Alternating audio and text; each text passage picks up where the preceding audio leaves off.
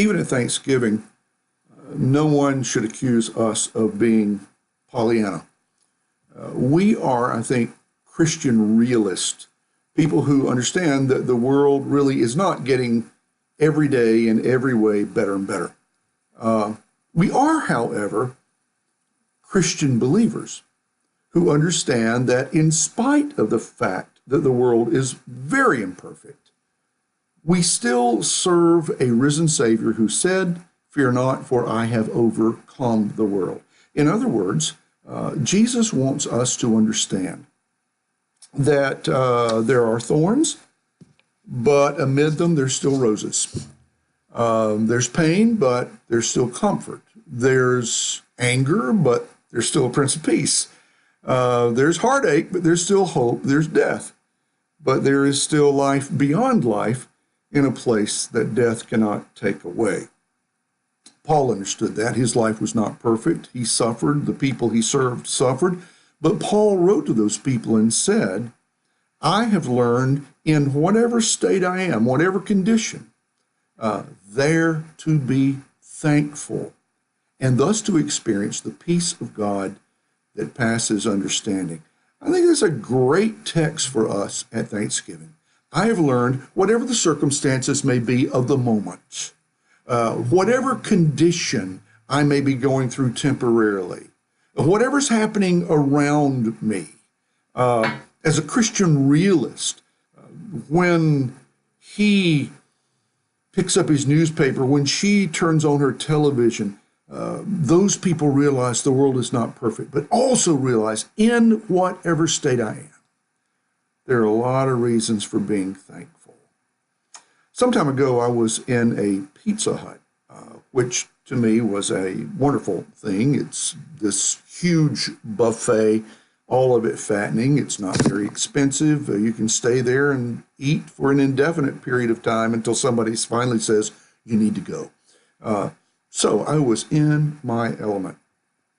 It looked like a tornado had passed through shortly before I got there. Several tables next to mine were just torn apart with napkins and cups and food on the floor and just all the signs that somebody had had a really, really good time. And there were two table servers cleaning it up for the next arrival of people.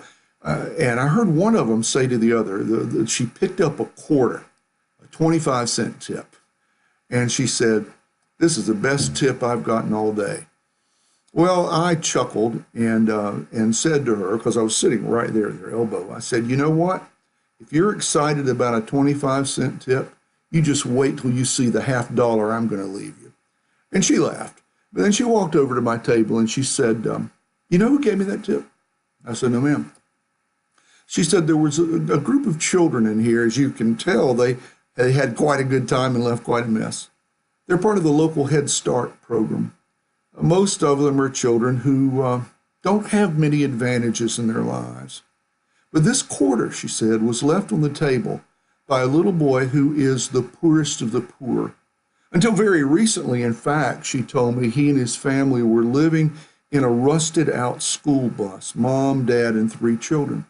They had upgraded finally to a little shack that still had water outside. We think that we're past the age where people live like that, but we're really not. This little boy," she said, "until the Head Start program began bringing the class to Pizza Inn, had never seen, ever, even once, the inside of a restaurant. Ever." She said it was as if he had suddenly wound up in Disney World. He was so excited. All the kids were, but especially him. He had never seen, never even imagined anything like that. "So this quarter," she said, "guess what it's for?" I have no idea. She said, "The teacher of the Head Start program gives each child a quarter when they come in. And that's so that after they eat, they can all play one game of Nintendo." And there were several Nintendo games over on the side of the room. She said every child can play one game with 1 quarter. But this little boy, instead of using his quarter to play Nintendo, leaves it on the table. He doesn't have a Nintendo at home. None of the children in that class do. They've never had access to one before. It's like magic to them, and it would be like magic to him. But, she said, he is so excited about being in this place and having food. And for all I know, she said, the only meal he gets all day may be the one he gets at Head Start. He's so excited about coming in here and about getting a meal like this that he just wants to say thanks. He has nothing else with which to say thanks except the quarter that he's given to play a game. But rather than play the game, she said, he gives the quarter to me as his way of expressing gratitude. Yeah, she said, this is the best tip I will receive all day. I think she's right. I think she's right. Though what he left on the table may seem incredibly small to us, it represented this incredibly large understanding in that little child. An understanding that no matter what all the circumstances of one's life might be at any given moment, you still have reasons, if you look, to find something for which to give thanks, some blessing, some expression of goodness or kindness or mercy or grace. That child already was revealing an attitude of gratitude, and that'll last him well and serve him well for the rest of his life. And that's what Paul was talking about. I've learned in whatsoever state I am, there to give thanks. At Thanksgiving, it's not perfect. Your world, your life, your situation, probably not perfect. I don't know anyone whose is.